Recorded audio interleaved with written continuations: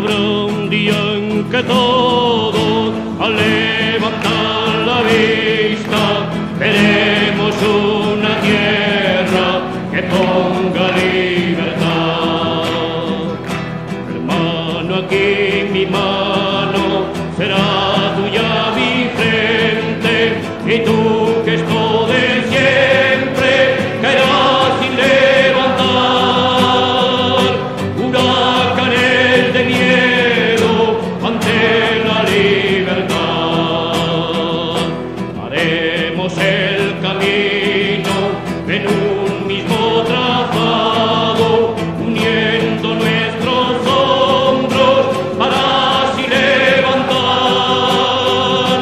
aquellos que cayeron gritando libertad.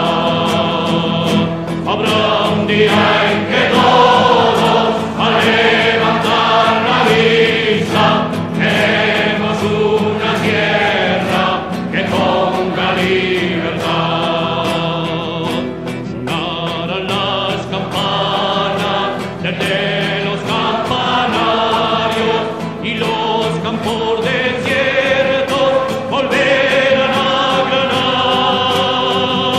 Unas espigas altas dispuestas para el pan, para un pan que en los siglos nunca fue repartido entre todos aquellos que hicieron lo posible por empujar la historia hacia la libertad.